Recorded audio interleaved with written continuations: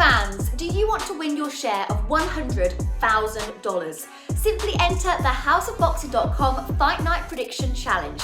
Compete with boxing fans around the world. Simply head over to houseofboxing.com and sign up now. Have the camera on. I think I'm joking here. This is no rehearsal. Life is no rehearsal. This is Lewis Hart for Boxing Social in association with Empire Fight Store and houseofboxing.com. Delighted to be joined with Chris Eubank Sr. and Harlem Eubank. It is time for the main event. For so long we've wanted to bring boxing back to Brighton. You've wanted to bring boxing back to Brighton. There's no better man to be joined with than Eubank Sr. for that. How excited are we for Friday night to get back and get the business done? I'm ready now. It's been a long time coming. I bring a big fight like this back to Brighton, back to my city where I grew up, and it's going to be a celebration. I'm ready to put on a show. Chris, how proud are you to see Harlem bringing boxing back to Brighton, something that hasn't been done since you were there? To see this now, how proud does it make you? Proud. It's emotional. It's deep. He lost his father. I lost my brother. So now he's my surrogate son. So, there's a lot of feeling with this. Boxing is modern day gladiating, and this is a young warrior, and I mean to make him blossom and show what he has, what he's learned over these last 11 years. 18 fights unbeaten. Okay, I was looking at the record of Conor Benn. He had exactly the same amount of fights as there were 4 fights. He was 27-1, and I was 24-0, and I think he's now 22-0. And my man here is 18-0, so 4 fights difference. So it's the perfect time, okay? No warm-ups. He warmed up in the States the other day. 147, you come back down. I know that people may say, boxing fans may say, well, why is he talking about why isn't he talking about other fighters? Because this fight is, it's been built already, okay? People spoke about it for over a year, okay, and it didn't happen. Why? Because it got boycotted because it was wrong. The weights were wrong, but now the weights are correct with this Eubank here.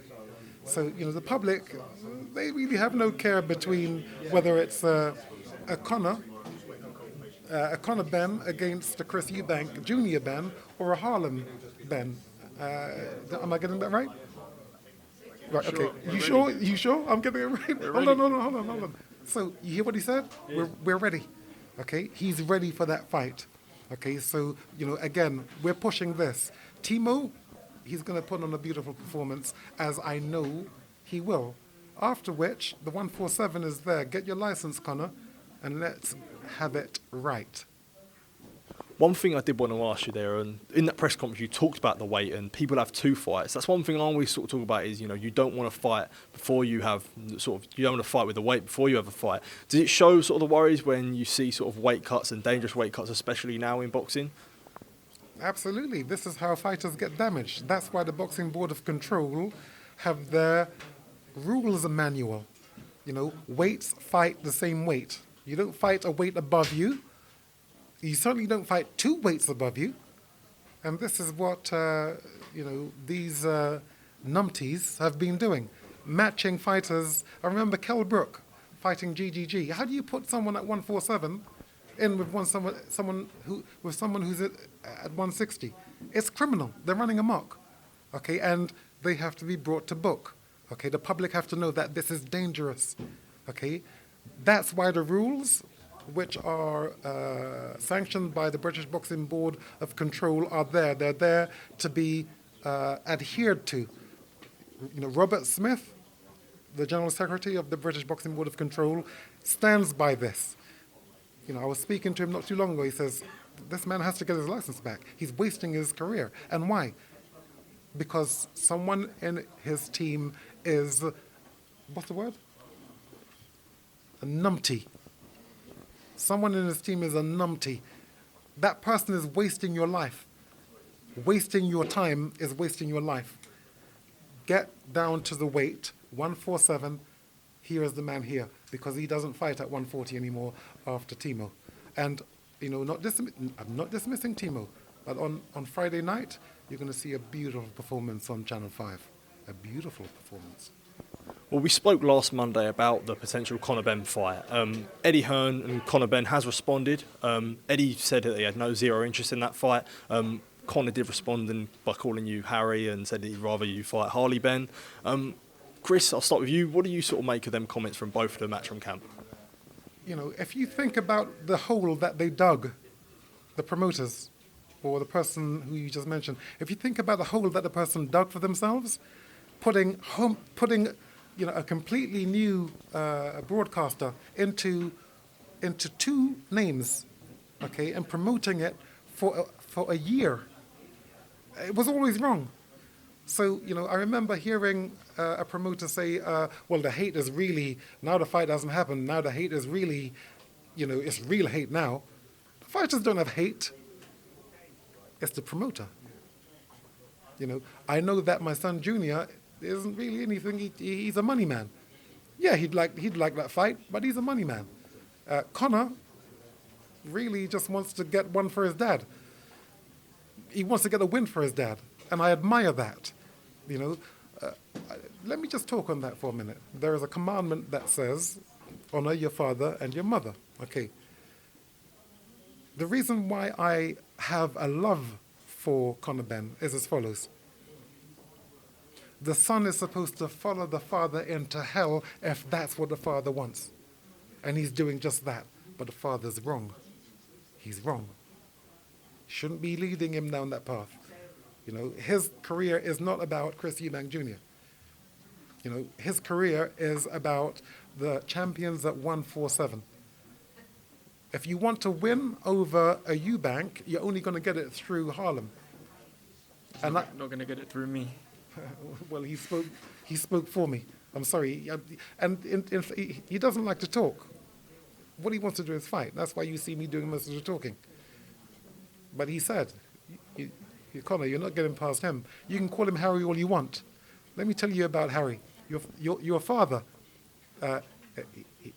he referred to me as all hype. Oh, he's all hype. He thought I was a pretender. Let me tell you what, after I beat him, he called me the great pretender. That's right. We're real. We are a terror in that ring. Outside of the ring, we're sweet, we're gentle, we don't bark and we don't growl, and we certainly don't foam at the mouth like you. Yeah, we're coming. Just the last one from me. You talked about sort of fighters today that are yapping, they're talking, they do their stuff with the talking. You talked about Harlem not being a guy that likes to talk.